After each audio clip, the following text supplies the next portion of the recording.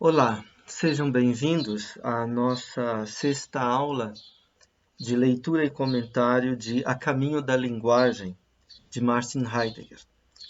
Nós estamos lendo o primeiro texto desta coletânea, chamado simplesmente A Linguagem.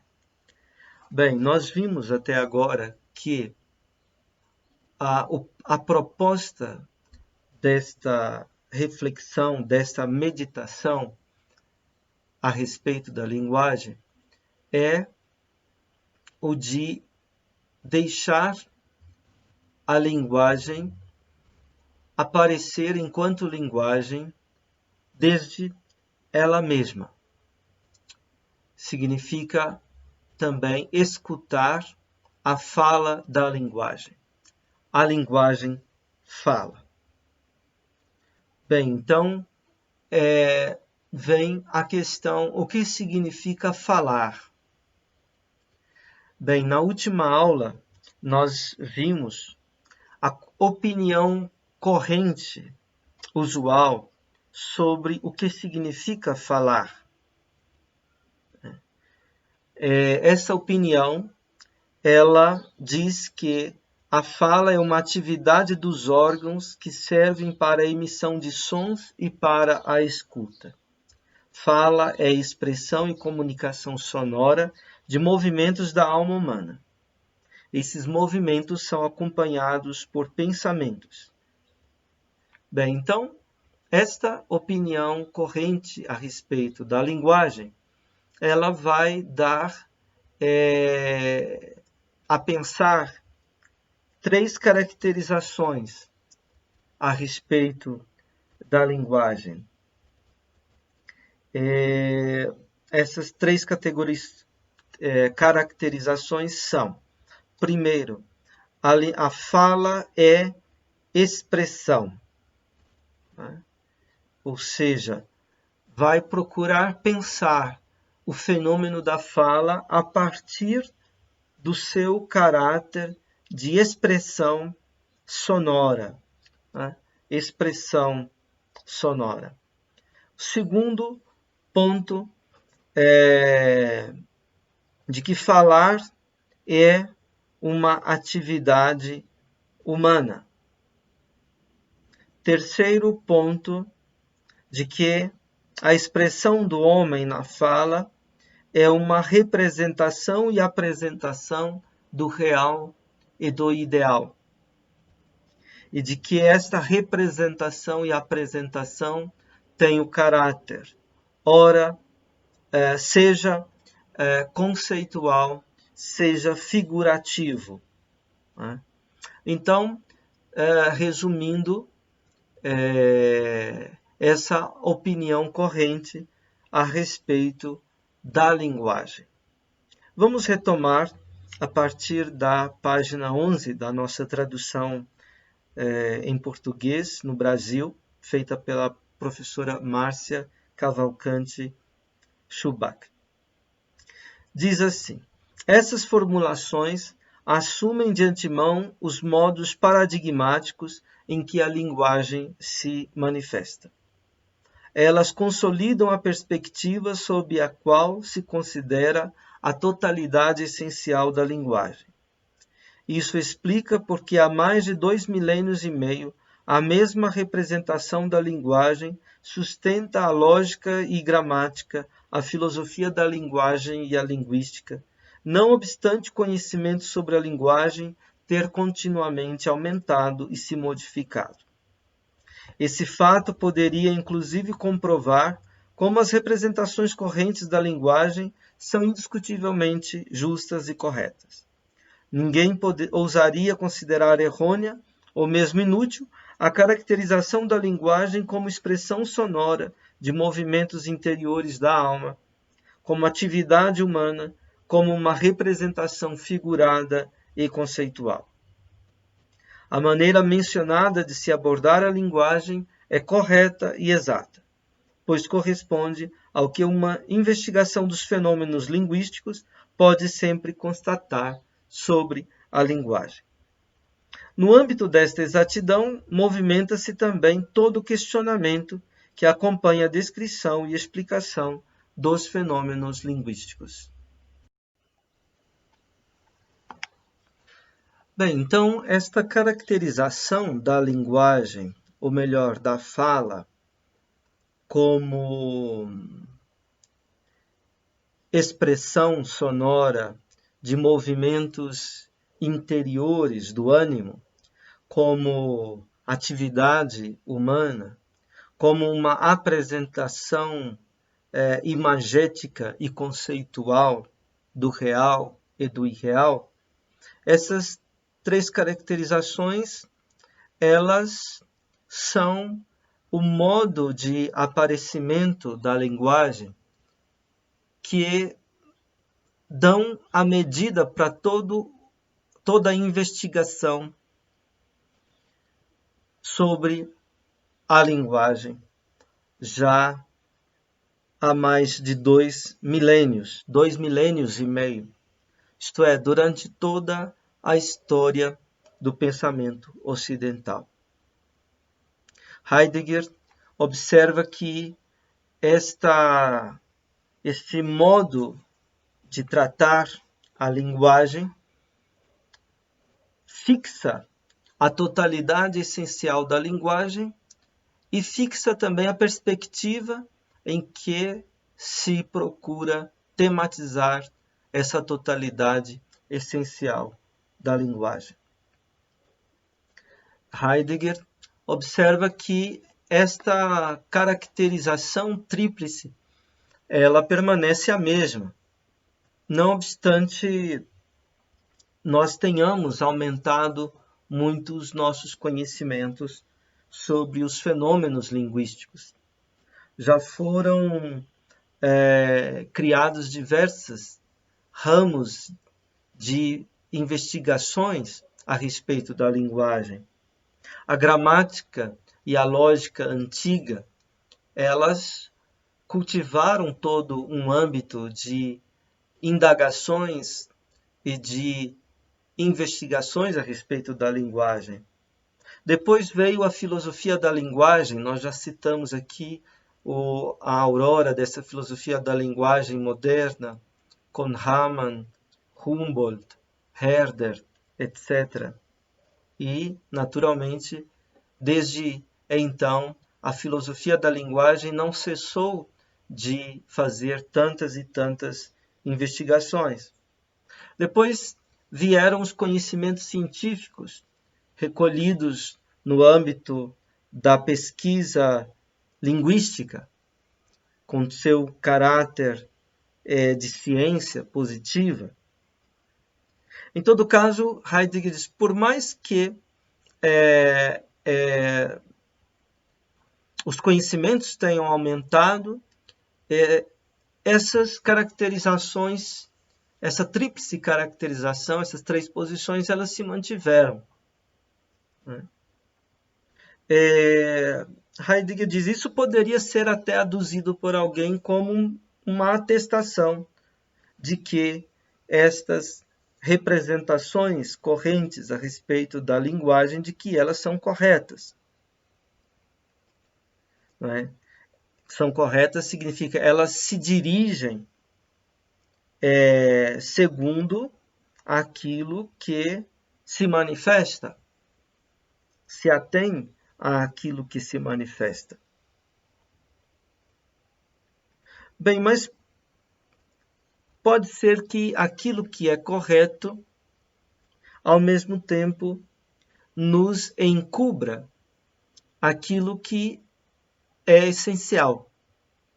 E que é justamente essa fixação naquilo que é correto que nos impede de penetrar mais profundamente naquilo que é essencial. E assim Heidegger diz, todo o questionar a respeito da linguagem, ele tem se mantido nessas direções. Né? Todo descrever e todo explicar das manifestações, dos fenômenos linguísticos, tem se mantido nessa tríplice caracterização. Ninguém, Heidegger está dizendo, não está dizendo que são incorretas estas concepções a respeito da linguagem.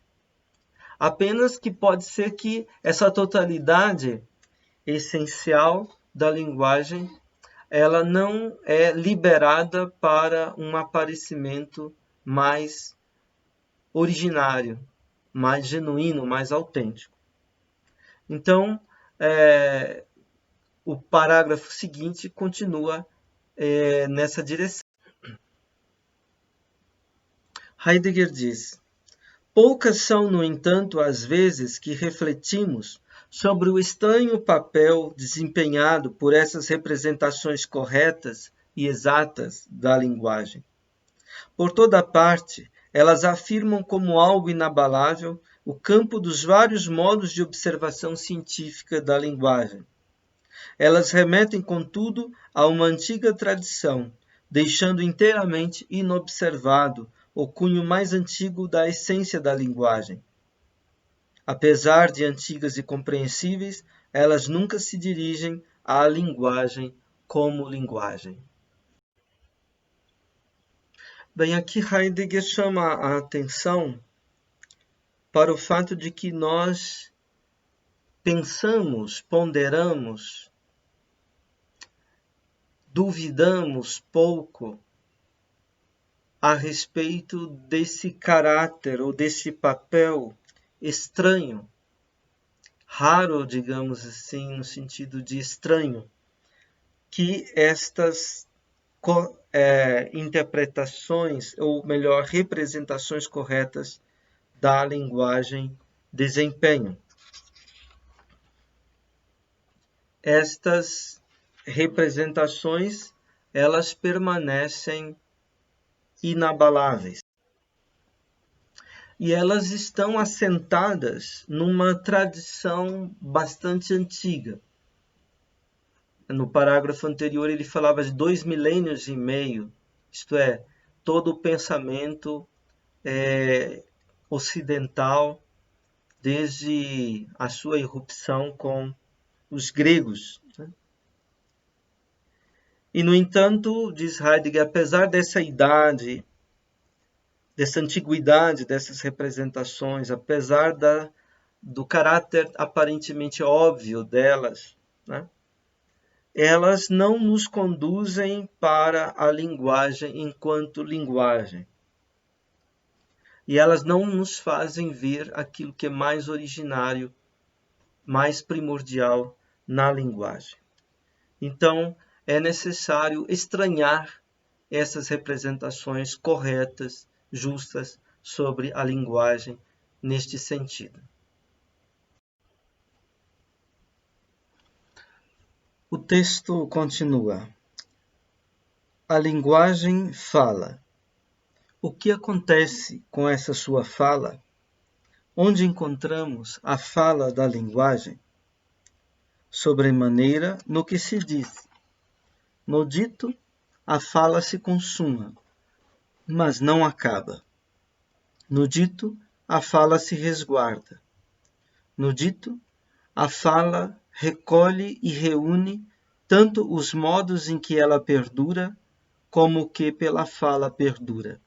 Seu perdurar, seu vigorar, sua essência.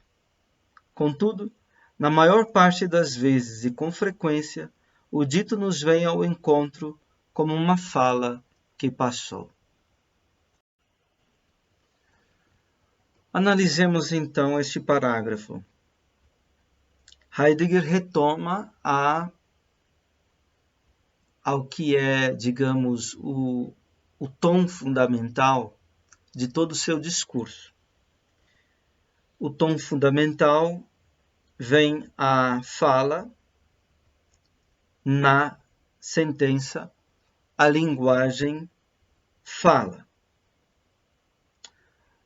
A linguagem fala. E ele pergunta logo em seguida: como é que se dá este falar? O que é que há com este falar?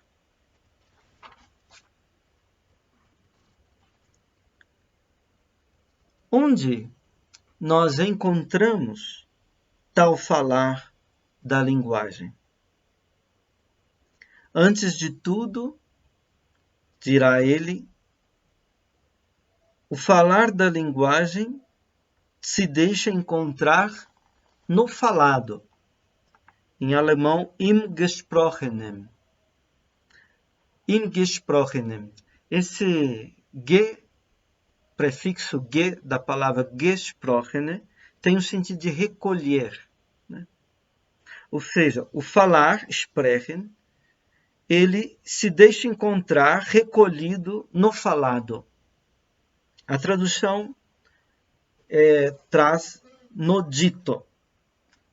Nós preferimos traduzir por no falado, porque mais tarde iremos fazer uma distinção entre falar e dizer. Por enquanto, estamos tratando do falar. Então, o falar da linguagem se dá e se recolhe no falado. Antes de tudo. No falado, o falar se consuma. Isto é, no falado, o falar encontra a sua plenitude, a sua consumação, o seu máximo, o seu sumo, né? Seu acabamento, a sua perfeição. No falado, o falar não cessa. Isto é, o falado é o limite do falar. O limite no qual o falar encontra sua plenitude, a sua consumação.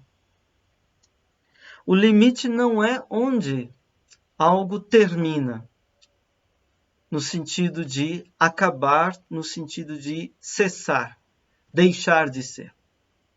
Pelo contrário, o limite, ou o termo no sentido do fim, né, é ali onde algo tem o seu princípio. Então, digamos, no falado, o falar da linguagem, ele alcança a sua plenitude e ele se recolhe ali. Não quer dizer que ali o falar da linguagem cessa, deixa de ser. Pelo contrário, ali é onde o falar da linguagem aparece em todo o seu vigor, em todo o seu vício, na sua essência.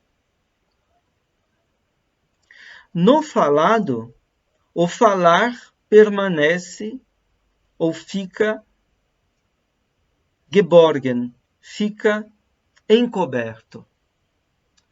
No falado, o falar fica encoberto. Esse encobrimento do falar da linguagem no falado é importante, porque não é um encobrimento qualquer, é o encobrimento essencial. Lembrar que a noção de encobrimento terá a ver com a verdade. A verdade, aletheia, é o desencobrimento. Os gregos chamavam o encobrimento de lete. Né? Então, no falado, a essência da linguagem, o falar da linguagem ela mesma, permanece encoberto, velado, protegido. Esse encobrimento não é um encobrimento qualquer, é um encobrimento que protege o vigor de ser de alguma coisa. No falado, se recolhe o falar. No falado, o falar recolhe o modo como o modo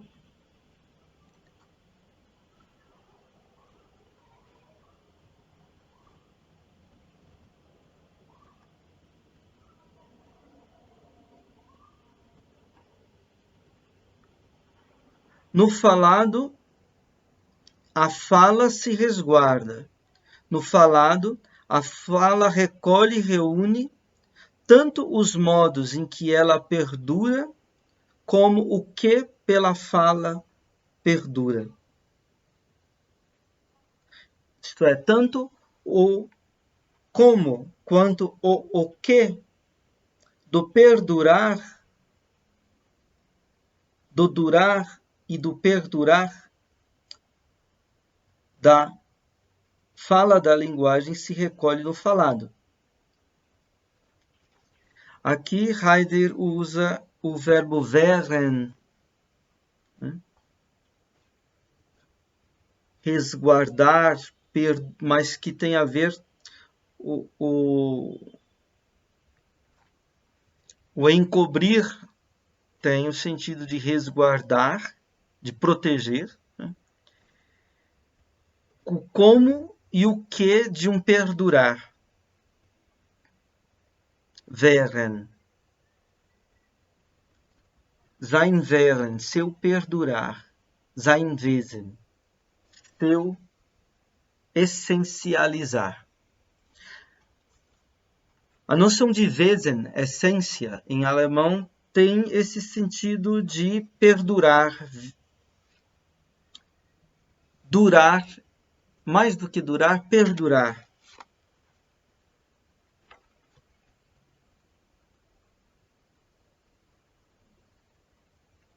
Então, quer dizer que a essência da linguagem, o seu falar, o falar da linguagem, se recolhe, se protege no falado, tanto o como quanto o que desse falar.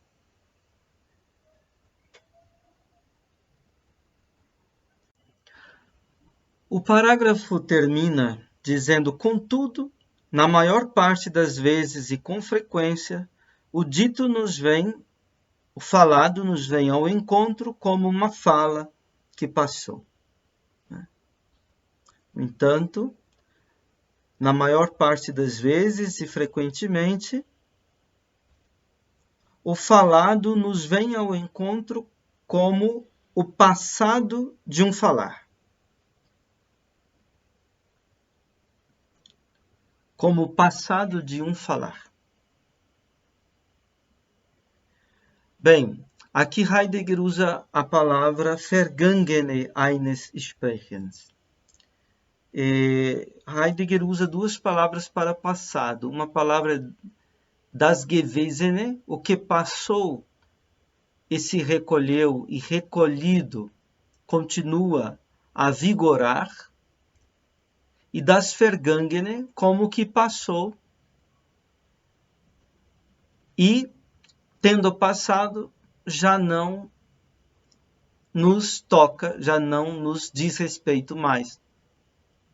Poderíamos distinguir entre um passado pretérito, que é das Vergangene, que é a palavra usada aqui, e um passado presente, um passado que continua tendo a sua força de atuação, seu vigor no presente. Então, para nós, na maior parte das vezes, frequentemente, o falado é o passado de um falar. Simplesmente. Bem, Heidegger vai tentar, então, sondar melhor esse falado. Como escutar no falado o falar da linguagem. O texto continua. Se devemos buscar a fala da linguagem no que se diz, faríamos bem em encontrar um dito que se diz genuinamente e não um dito qualquer, escolhido de qualquer modo. Dizer genuinamente é dizer de tal maneira que a plenitude do dizer própria ao dito é, por sua vez, inaugural. O que se diz genuinamente é o poema. Deixemos esta frase soar, por enquanto, como simples asserção. Precisamos agir assim, caso seja possível escutar num poema o que se diz genuinamente. Mas que poema é capaz de nos falar? Agora só temos uma escolha assegurada contra qualquer arbitrariedade. O que confere essa segurança? O que já está sendo pensado como a essência da linguagem quando pensamos desde a fala da linguagem? Melhor, o que está já sendo pensado como a essência da linguagem quando pensamos desde a fala da linguagem. Seguindo esta condição, escolheremos como que se diz genuinamente um poema, que mais do que outros pode nos ajudar a dar os primeiros passos na experiência do condicionante dessa condição. Bom, então agora a exposição de Heidegger nos encaminha para a interpretação de um poema. Vejamos bem, o ponto de partida aqui é que o falar da linguagem, ele se recolhe, se planifica, se doa em sua essência, ele perdura em seu vigor no falado. Mas o que é o falado? É apenas o passado do falar? Um passado que passou e que já não tem mais qualquer vigor? Certamente não. Então, nós teremos que repensar o que é o falado do falar. Vamos ter que encarar e tentar elucidar o falado. Mas como fazer isso? Vamos escolher qualquer falado. Em qualquer falado podemos perceber como é que o falar da linguagem, em toda sua essencialização, perdura? Heidegger propõe que nós escolhemos um falado que seja um puro falado. Ein rein gesprochenes. Um puro falado.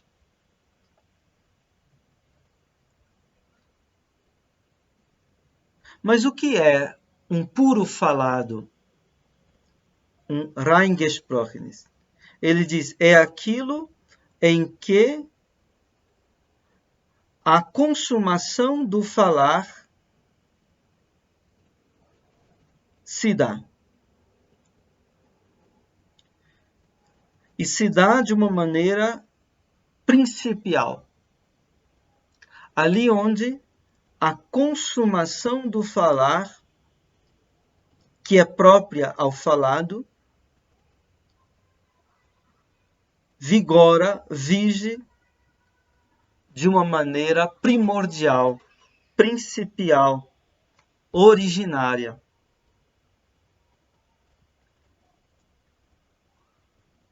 Mas então, onde é que o falado, o puro falado, aparece assim? Heidegger dirá, o puro falado, rein gesprochenes, é o poema, das Gedicht.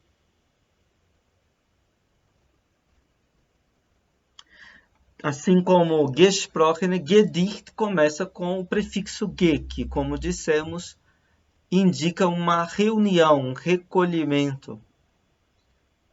Como temos em alemão a palavra Berg, que significa montanha, e temos a palavra Gebirge, que quer dizer um recolhimento de montanhas, ou seja, uma serra, uma cordilheira.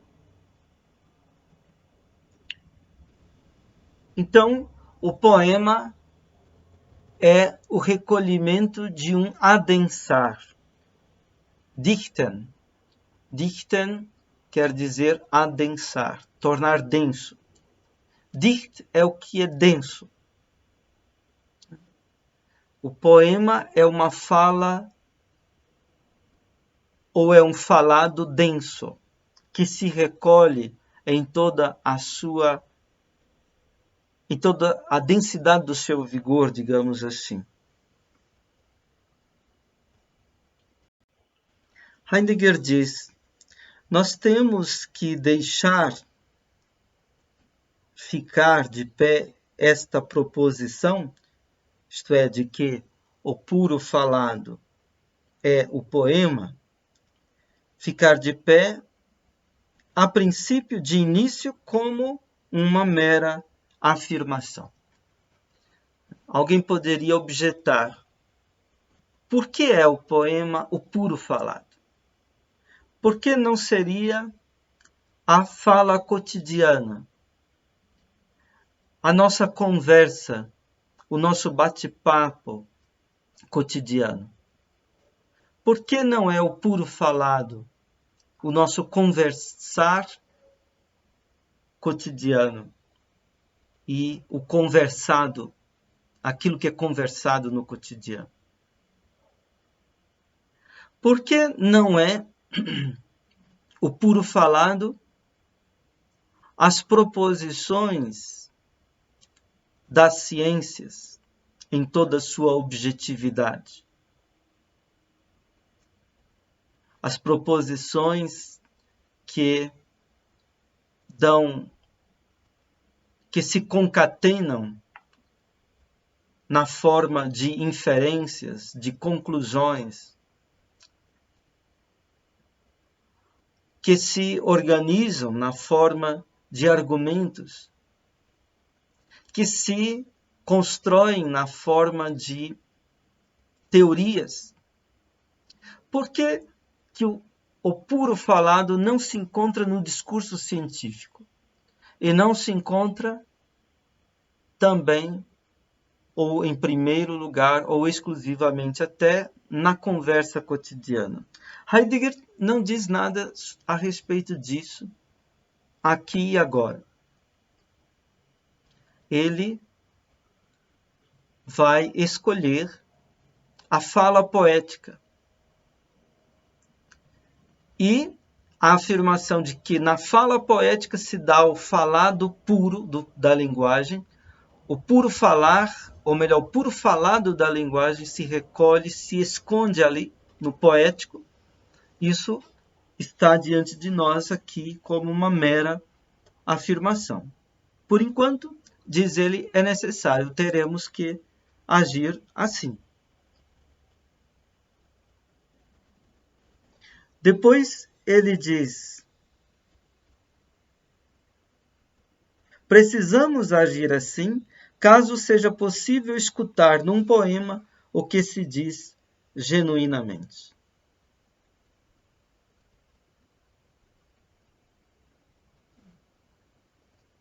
Nós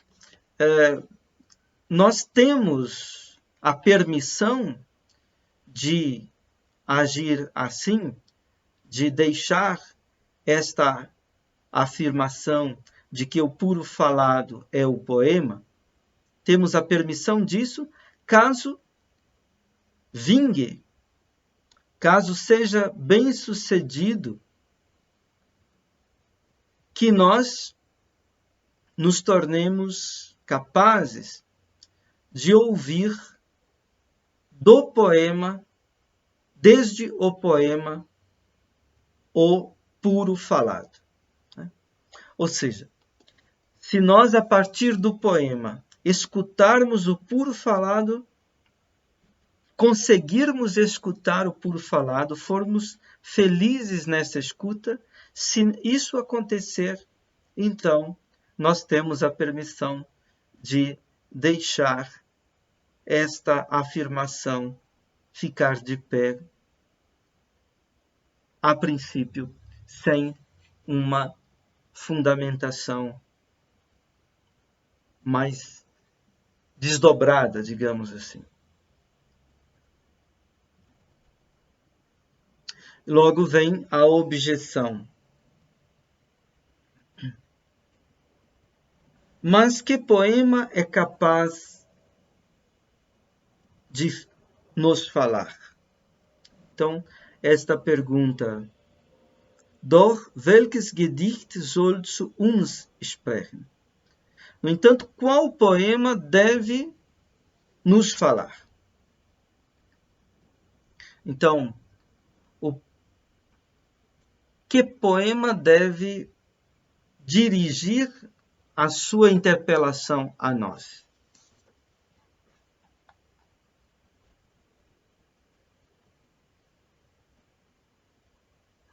Aqui,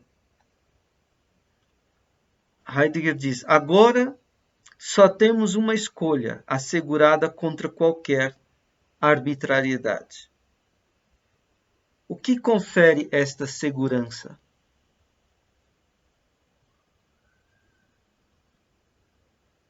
Então, nós temos uma escolha que está protegida diante da mera arbitrariedade.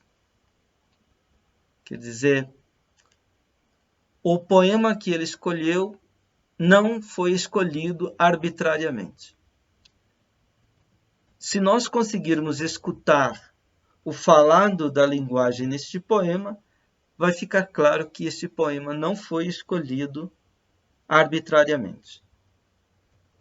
Logo, ele pergunta o que confere essa segurança? Através de que nós ficamos protegidos contra a arbitrariedade? Ele pergunta.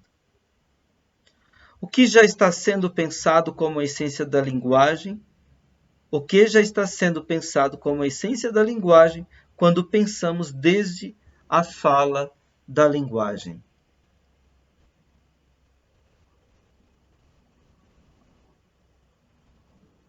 Durch das, was uns schon als das Wesen der Sprache zugedacht ist, falls wir dem Sprechen der Sprache nachdenken.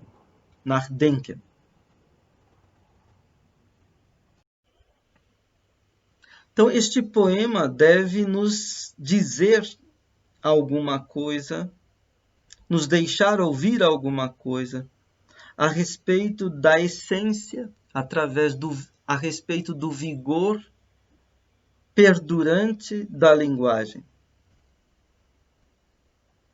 Ele deve nos ajudar a pensar ou falar da linguagem.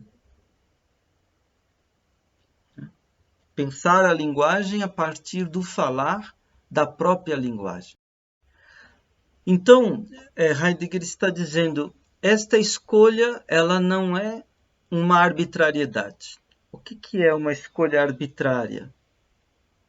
É quando nós exercemos nossa liberdade sem exercer a nossa liberdade para. A liberdade para é a capacidade de nós nos comprometermos, de nós nos responsabilizarmos, de nós nos submetermos àquilo que se impõe como necessário, como o bem, como o que é devido. Né? Então, a escolha livre será uma arbitrariedade na medida em que nós não tivermos vinculação, na medida em que nós não nos atarmos a um comprometimento. Bem, mas aqui trata-se de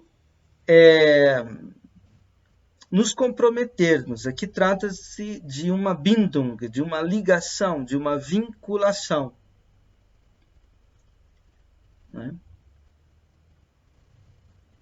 Então, se trata de experimentar o vínculo desta ligação. O que nos